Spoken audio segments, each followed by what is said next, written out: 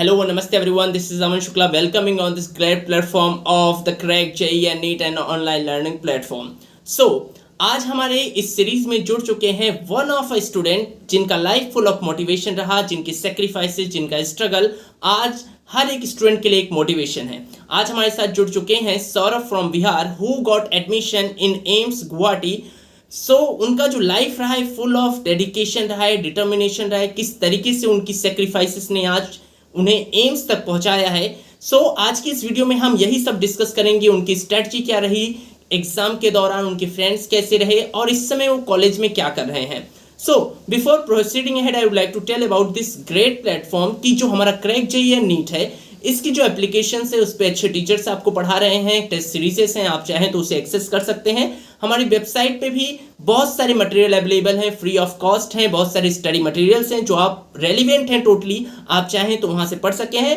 And most important thing मैं आपको बता दूं, इस समय हमारा जो प्लेटफॉर्म है crack JEE and NEET got totally registered from MSME, जो गवर्नमेंट का एक प्लेटफॉर्म है, आज पूरी तरीके से रजिस्टर हो चुका है। Best of luck for all of you. आज सौरभ आपको बताने वाले हैं किस तरीके से आपको काम करना है, किस तरीके की स्ट्रेटजीज फॉलो करनी है so that you will get success. Watch the video completely. Saurabh ji, आप अपने व्यूअर्स के लिए एक छोटा सा सेल्फ इंट्रोडक्शन दे दीजिए। मेरा नाम सौरभ कुमार हुआ, मैं शेखपुरा जिला से हूँ और मेरा शुरुआत का पढ़ाई गांव से स्टार्ट हुआ, बट कुछ सेकेंड थर्ड क्लास से आकर मैं बिहार से में अप टू 10 तक पढ़ाई किया।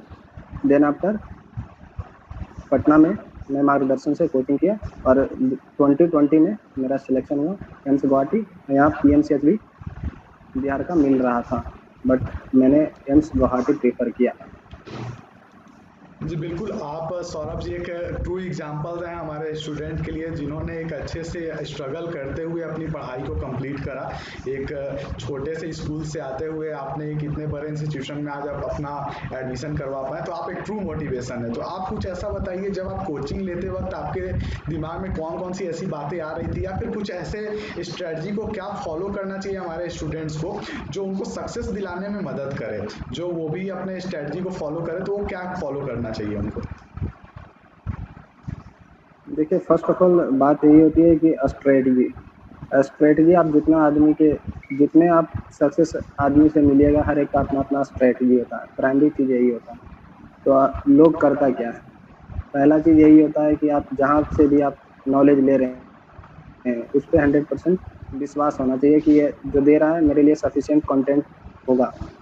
आप सेल्फ एनालाइज में ज़्यादा फोकस कर सकते हैं, ये सबसे बेस्ट तरीका है, रेदर देन आप टीचर को एनालाइज करने के लिए बैठे रहें। आप कोचिंग जब विजिट करिएगा, कोई भी कोचिंग हो, उसमें जब सिलेक्शन होता है किसी भी 100 हो 1000 का स्टूडेंट में 110 ही स्टूडेंट होता है जिसका सिलेक्शन होता है। 5-6 मैक्सिमम 2-2 हज़ार 3-3 हज़ार, जैसा आप इंडिया का रेशियो देते हैं सिलेक्शन में किसी भी कॉम्पिटिटिव एग्जाम में, तो उसमें वही होता है कि मतलब सिलेक्शन बहुत छोटे परसेंटाइल में हो रहा है। उसका मेन रीज़न यही है कि मैक्सिमम पॉपुलेशन या तो सेल्फ कॉन्फिडेंस नहीं होता है, या तो जिसके पास होता भी है तो मैक्सिमम मूव कर जाता है टीचर को एनालाइज करने, सेल्फ एनालिसिस में बहुत कम वक्त देते हैं। और ट्रस्ट एक चीज़ होती है, जहाँ आप पढ़ रहे हैं वहाँ उस पर 100% विश्वास रखें, चाहे ऑनलाइन प्लेटफॉर्म हो ऑफलाइन प्लेटफॉर्म हो, तो उसमें मतलब इतना विश्वास होना चाहिए, ट्रस्ट होना चाहिए कि हमको जितना सफिशिएंट कंटेंट दिया जा रहा है उसको हम सफिशिएंट है मेरे लिए। और प्रायोरिटी चीज़ ये है कि उसको करना फुल्ली तरीक़ा से बार बार रिवाइज करके उतना ही आदमी अगर कर ले तो सिलेक्शन उसका गारंटीड है।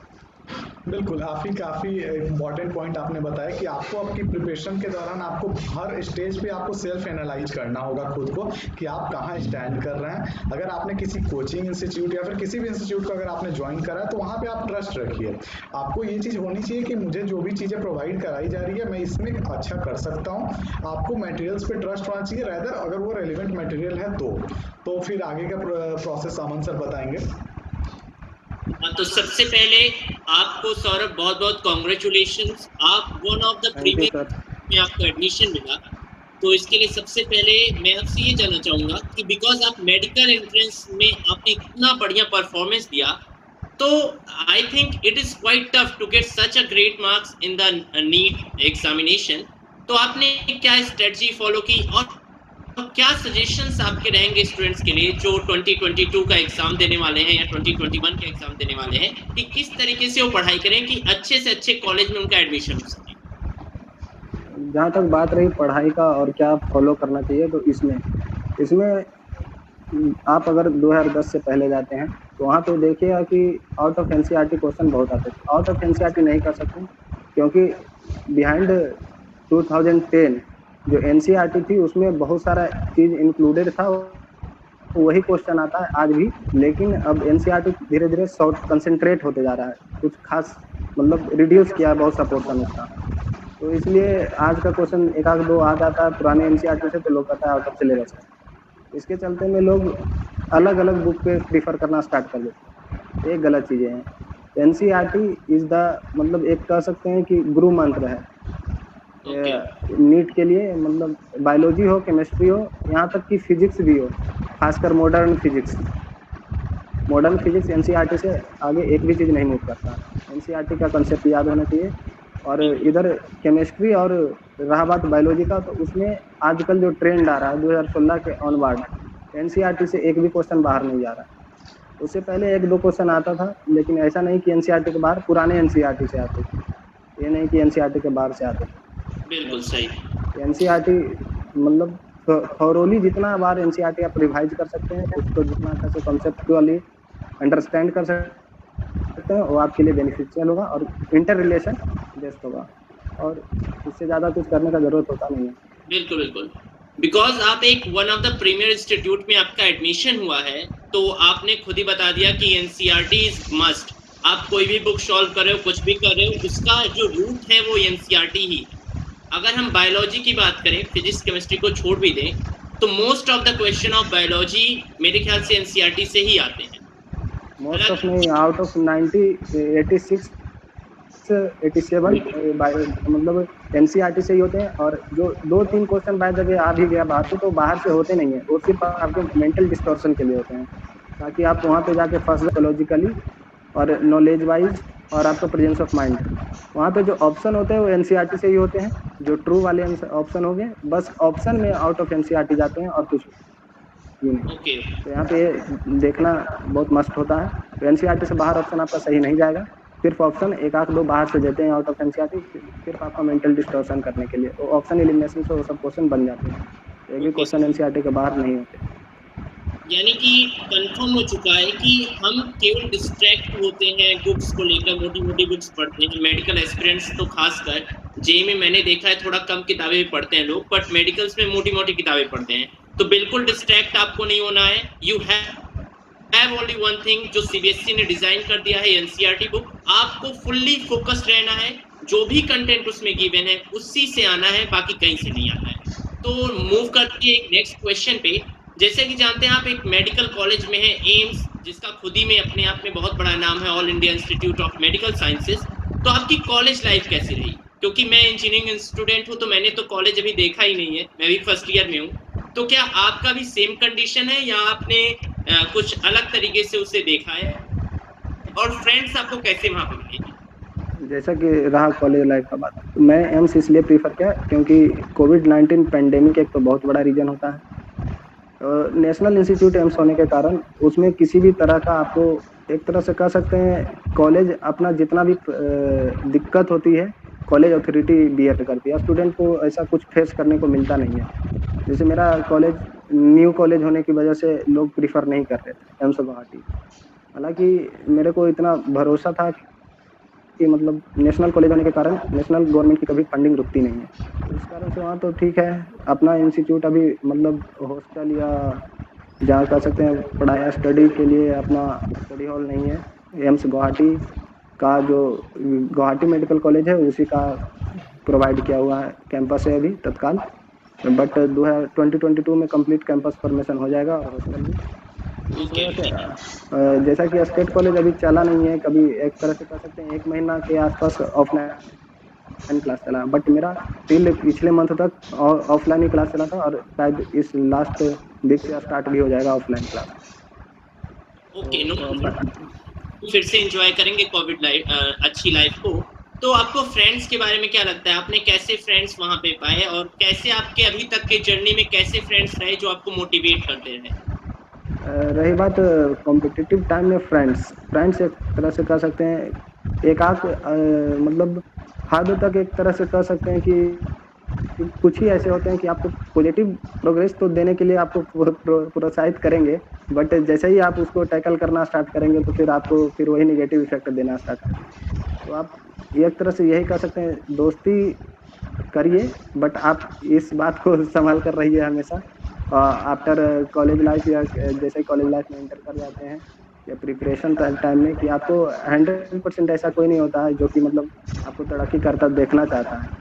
आपको मतलब जब आप उसी को टैकल कर दीजिएगा तो फिर आपको सबसे बड़ा नेगेटिव इफेक्ट वहीं से स्टार्ट हो जाता है। तो इस बाकी बाकी सब लोग अच्छे होते हैं जब तक आप उससे पीछे हैं। तो ये आपको देखने के लिए थी, ये आपका देखने का नजरिया। यानी कि ओवरऑल हम ये इसी नतीजे पे हैं कि हमें एक अच्छे फ्रेंड की जरूरत है, अदरवाइज हम अगर कोई अकेले जरूरत नहीं है किसी की, आप कोचिंग का ट्रस्ट रखिए, कोचिंग पे ट्रस्ट रखिए, उसका मटेरियल पे ट्रस्ट रखिए, और इधर उधर जाने की कोई जरूरत नहीं है, और सीनियर जूनियर कुछ भी नहीं है।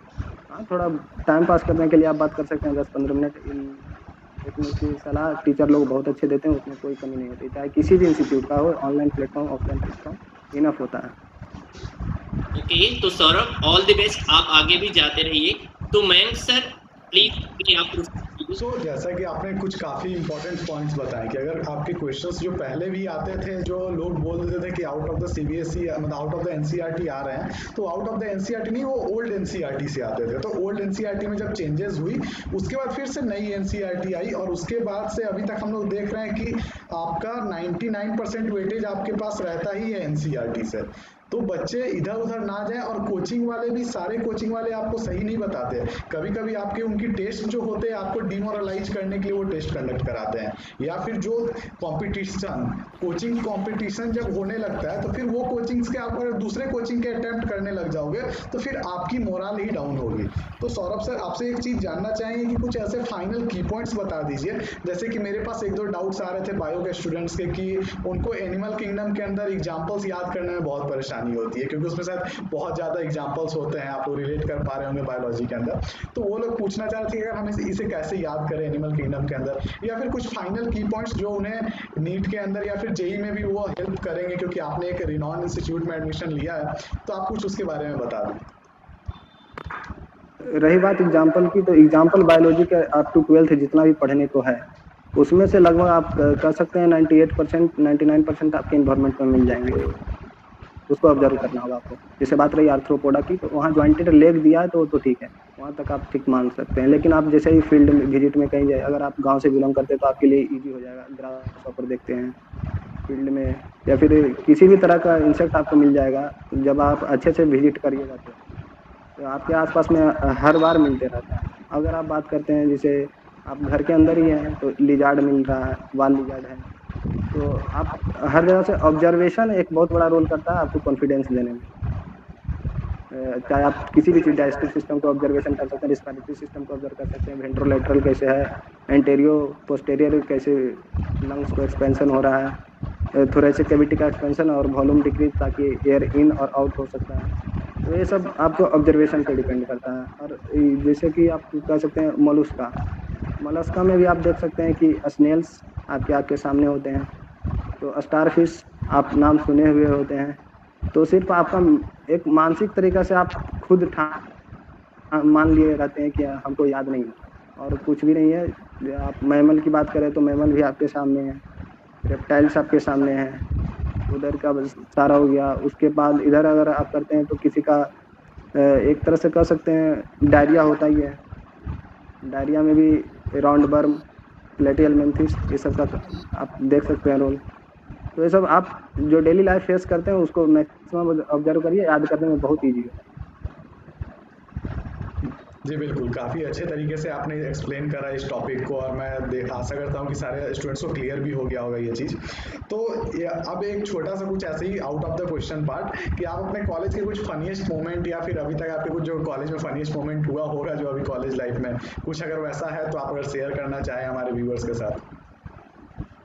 फनीएस्ट मोमेंट ये कह सकते हैं कि कोविड-19 से पहले वही छुट्टी का सबका पूरा एक तरह से कह सकते हैं एम्स में फर्स्ट ईयर छुट्टी का लीगल छुट्टी बहुत कमी होती है। यहाँ तक कि सरस्वती पूजा की छुट्टी भी नहीं होती है। ये पता होना चाहिए जो कॉलेज में नहीं है उनके लिए। सब सोचते हैं कि कॉलेज जाके तो बहुत एन्जॉयबल होता है, ऐसा नहीं होता है। आप जैसा ही मेडिकल फील्ड में एंटर कर रहे हैं तो आप किसी के जीवन से खेलने जा रहे हैं। तो आप प्री डिसाइडेड होना चाहिए कि इसमें आ रहे हैं तो कभी एन्जॉयबल मोमेंट नहीं होगा। कुछ क्षण होते हैं पार्टी वार्टी वाले टाइम, वो अलग चीज़ है, बट आप मैक्सिमम टाइम यही रहिएगा कि आपको शिद्दत से पढ़ना ही पड़ेगा और इसका सिलेबस तो वास्ट है ही है, इसमें कोई दिक्कत नहीं है। तो इसलिए पीजी एमसीएच करना है तो आपको पढ़ना पड़ेगा और एन्जॉयबल मोमेंट वही है, हर वक्त एन्जॉयबल है। आप कितना एन्जॉय करते हैं वो आप पे डिपेंड करता है, आप किस चीज़ में एन्जॉय करते हैं इस पे डिपेंड करता है। तो मेरा तो हर वक्त मतलब अभी कॉलेज कैंपस 6 किलोमीटर डिस्टेंस पे है हॉस्टल से। सब गवर्नमेंट द्वारा प्रोवाइडेड है, ऐसा नहीं कि मतलब कैंपस दे रहे तो अपना पर्सनल कुछ भी खर्चा कुछ भी नहीं होता है। 2 बस लिया 50 स्टूडेंट के लिए, ऐसा आप स्टेट कॉलेज में कभी सोच नहीं सकते हैं। फैसिलिटी हर चीज़ प्रोवाइड किया है, सिर्फ मेस चार्ज लगता है। तो आने जाने में ट्रैवलिंग में सबसे ज़्यादा अभी एक तरह से कह सकते हैं एन्जॉयबल मोमेंट होता है कि सिर्फ 12 किलोमीटर का ट्रैवलिंग, आने जाने में बस में जितना भी फ्रस्ट्रेशन सब निकल जाता है सब स्टूडेंट का, और वो सबसे बेस्ट टाइम होता है अभी तक। बिल्कुल आपने एक बहुत ही अच्छी पॉइंट को मेंशन करा कि आपको एक सोसाइटी की सबसे बड़ी जिम्मेदारी मिलने वाली है आने आपके पढ़ाई कंप्लीट होने के बाद। तो आपको आपके ऊपर काफ़ी ज़्यादा एक तो जो सीरियस होके आपको काम करना पड़ेगा, क्योंकि आप एक ऐसे प्रोफेशन के अंदर जा रहे हैं जहाँ पे आपको काफ़ी अच्छे तरीके से, क्योंकि आपको फिर लोग भगवान का दर्जा देने लगते हैं कि मतलब भगवान के बाद एक डॉक्टर ही होता है जो सारी चीज़ें संभालता है, जो जिनके पास जो हम लोग जानते हैं कि इनके पास हम जाएंगे तो हमारे पास रीबर्थ देने का जो चांस होता है।